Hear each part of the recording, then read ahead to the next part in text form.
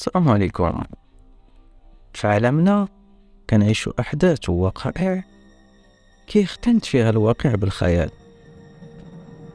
هاد الأحداث والوقائع تصلح تكون قصص للسرد وأخذ العبرة منها والحذر، ومنهم قصة اليوم.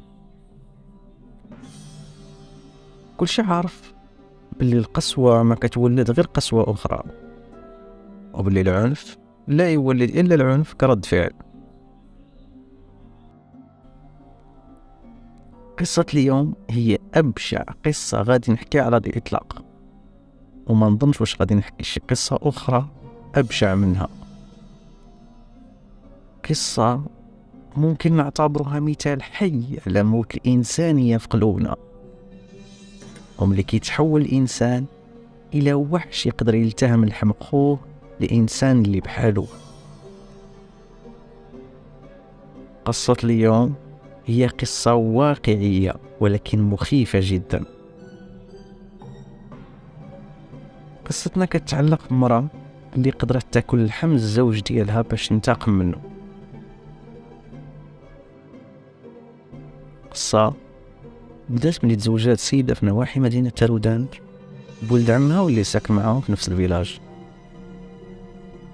الصراحة هي ما كانش كتبغي وما كانش كتمنى تزوج واحد من عائلتها،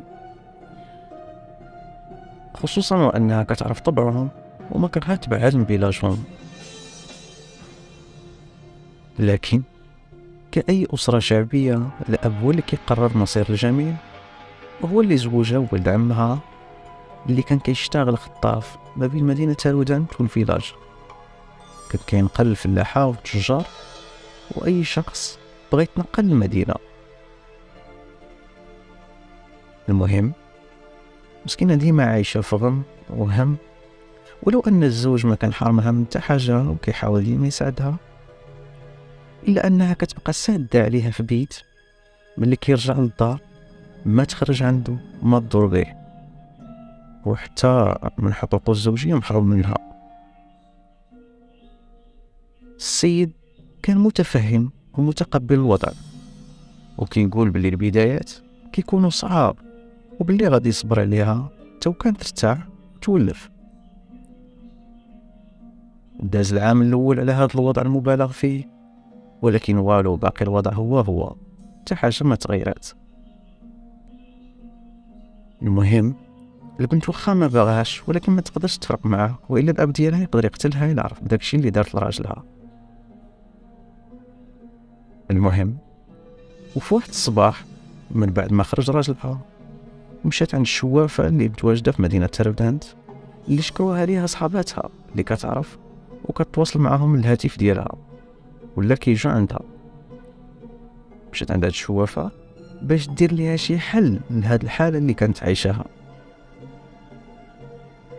تسنات الطوبيس حتى جا، وفعلا قصدات مدينة تارودان وتوجهات عند الشوافة اللي سبقينا كما شرط.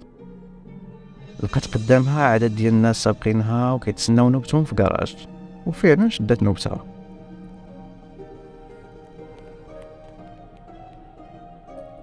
ملي وصلت نوبتها دخلت عندها وعاودات لها مشكلتها، انها ما كتحملش راجلها وما كتستحمل تشوفو، وما كرهت دير ليها الشوفه شي حاجه اللي تخليها تستحمل عيشتها وتقبل بها، خصوصا وانها عام دابا باش مزوجه وما مرتاحاش.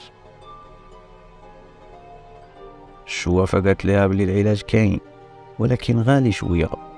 قاطعتها السيده وقالت لها اللي بغيتي واخا يسوى اللي يسوى انا مستعده نخلص. وفعلا الشوافه استغلت الوضع وقالت لها بلي ثمنه 5000 درهم، وبلي دقه ببطله كيف كيقولوا، وغتبدل حياتها للافضل وتعيش في سعاده وفرحه مع راجلها. وبدون تردد جبدات السيده فلوس من بسطام كانت حازمه في الطابليه دايراها في حزامها، وبدات تحسب ليها في الفلوس توصلت ل 5000 درهم وزادتها 500 درهم من عندها غير تفك.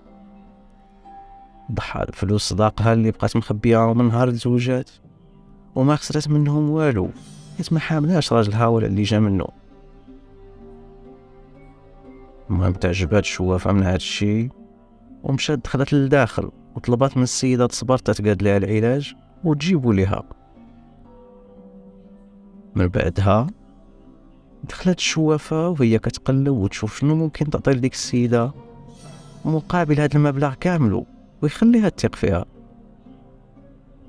بقات كتدور عينيها على اليمين وعلى اليسار حتى شفت في الحيط خنجر الاب ديالها الله يرحمه مصنوع من النحاس والنقرة كانت محتفظة به للذكرى.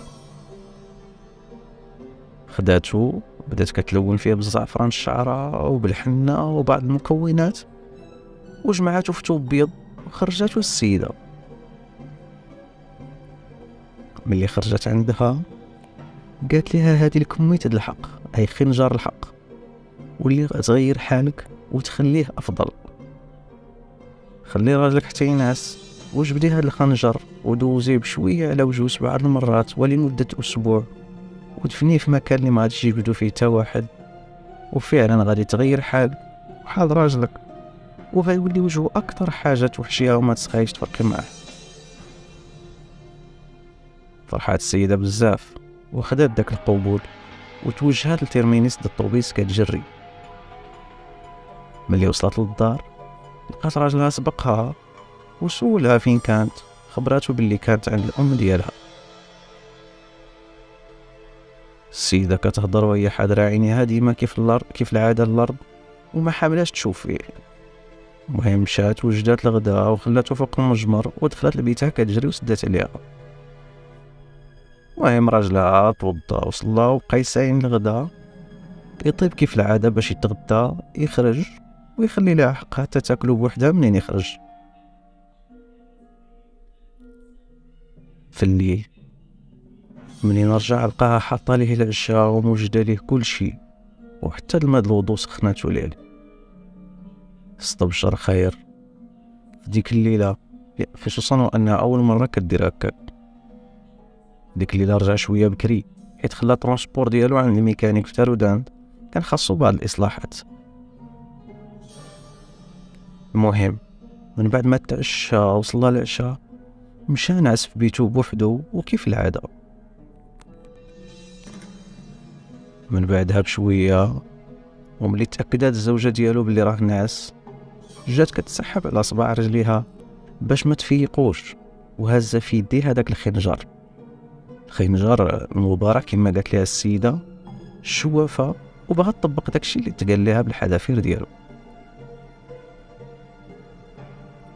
ملي وصلت عند راسو وشافت في وجهه تفكرات كاع داكشي اللي دوزات البكا والحزن والهم والغم، وتفكرات داكشي اللي دار ليها الاب ديالها ملي زوجها بواحد ما بغاتوش.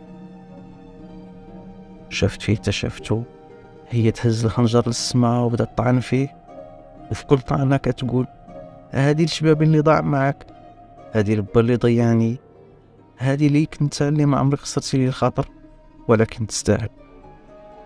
مات الزوج وسط الدمايات اللي معمرين فراشو ومكرفسين حوايجو، وهنا تنفسات وجلسات حداه وحسات بارتياح وشعور غريب بالسعادة.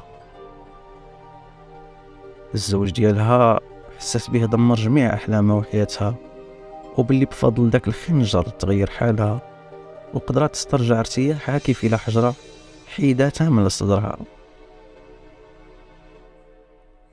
من بعد شوية الوقت وملي فاقت من نشوة الانتصار الخاوي على زوج مسكين مغلوب على أمره ومضلى ما دار لها حتى حاجة، لقات حداها جثة وخافت تعاقب فقررت انها تخلص منها قبل ما يعرف حتى حد.